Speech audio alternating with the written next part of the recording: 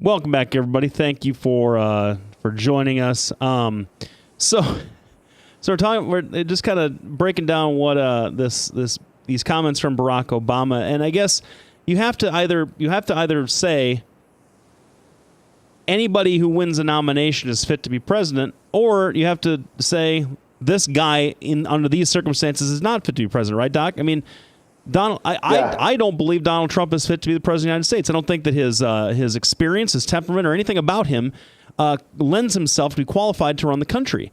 And Barack Obama sort of proved it with this because he baited him into freaking out again. This is something that it's just easy for this guy to do. So I'm going to read a little bit of his response here. So Obama says this. Trump's statement says, President Obama has been a failed leader who, along with Secretary of State Clinton, created a foreign policy that has destabilized the world and made it an unsafe place. He is the one who is unfit to be president, and Hillary Clinton is equally unfit.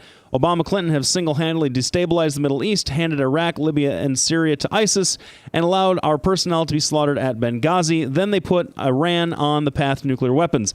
Then they allowed dozens of veterans to die waiting for medical care that never came. Hillary Clinton put the whole country at risk with her illegal email server, deleted evidence of her crime, and lied repeatedly about her conduct, which endangers us all. They released criminal aliens into our country who killed one innocent American after another, like Sarah Root and Kate Steinle, and have repeatedly admitted migrants later implicated in terrorism. They have produced the worst recovery since the Great Depression. They have shipped millions of our best jobs overseas to appease their global special interests. They have betrayed our security and our workers, and Hillary Clinton has proven herself unfit to serve in any government office. She is reckless with her emails, reckless with regime change, and reckless with American lives. Our nation has been humiliated abroad and compromised by radical Islam brought onto our shores. We need change now. Doc, do you have any problem with that statement at all? Is that the statement of a presidential candidate? Yeah, I would say. I think he's getting right back after him. You have no problem with any of that, aside from the fact that a lot of it's inaccurate. Well, a lot of it's, you have to keep in mind, we were just like we were talking about before, there's a difference of opinion. There are people like me who think the Benghazi episode was handled poorly. It's true that this is the poorest recovery after a major recession in history. That part's true. I didn't hear anything that rang of absolute falsehood in there. But that doesn't. The fault, whether or not it's false, whether or not the things that he's saying is false, doesn't necessarily matter. It's because that happens with all political candidates of both parties, where they exaggerate things or they stretch the truth or whatever. I mean, aside from this recovery having created 14 million jobs. Which is the most job creation in history. So none of them permanent. 14 million jobs. So anyway, so it doesn't matter if the idea really paying anything. The idea is if Donald Trump is someone who is unfit to be president, should President Obama be allowed, so to speak, to call him out? And this kind of statement that just doesn't do anything to kind of expand his reach into other voting blocks, it just sort of speaks to his own crowd. I think a better response would have been, the president saying that I'm unfit. I mean, this is a pretty shocking thing for the president to say overseas. I thought, an appeal to that more sort of like this guy's picking on me. Why is he, he kind of playing it up that, look, well, I didn't do anything to deserve. I just won my party's nomination. People must think I'm fit. You think that I'm fit. Going a more positive route rather than just throwing all this red meat to his own base.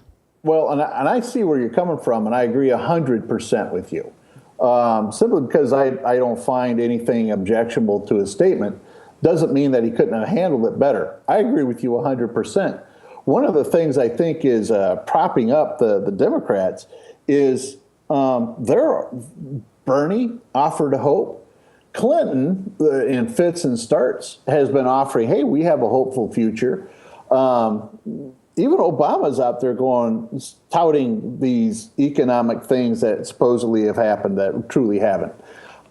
They're sending a more positive signal than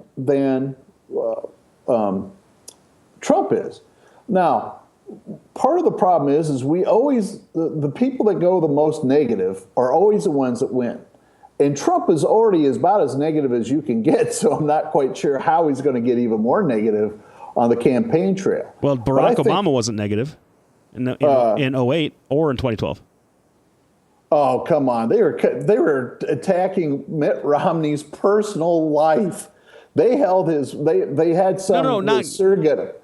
Going negative. That's not. I don't mean negative ads or anything like that. I mean, Hope and Change is about the most positive campaign that's ever been run. Yes, I'm sorry I misunderstood, but you're absolutely correct. And here are the Democrats having a positive message. I'm not quite sure. Can Trump deliver his Trumpese in November? And I think at this point he's going to get 45% of the vote.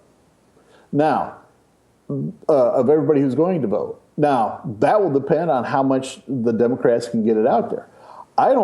I think that Trump could have done a much better job handling this this entire thing. He could have done a much better job. He could have come out, he could have looked more presidential, and he doesn't. And the problem is when you have somebody like Hillary Clinton, and we've talked about how sensitive she is, when you have your presidential candidate making Hillary Clinton look stable and not paranoid by comparison, you have a problem, I think. Well, and what I think is going to be what we can talk about next here in these last 10 minutes is that, speaking of paranoid, he's already coming out and trying to undermine the entire general election by saying he's afraid it's going to be rigged. So I think we should talk about some of what I thought this was going to be more. You guys just got done rigging your own convention, so why shouldn't the general be any different? Well, that's how we'll start out. Why should the general election not be rigged when the Democratic convention was? So thanks everybody for tuning in. We're going to be back after this break. We're going to talk about whether or not this election, general election, is going to be rigged. I think it's a legitimate question. There's always been questions about voter fraud. So I think it will be a good time to tackle this subject. We'll be back right after this break. Thanks everybody for tuning in. We couldn't do what we do without you.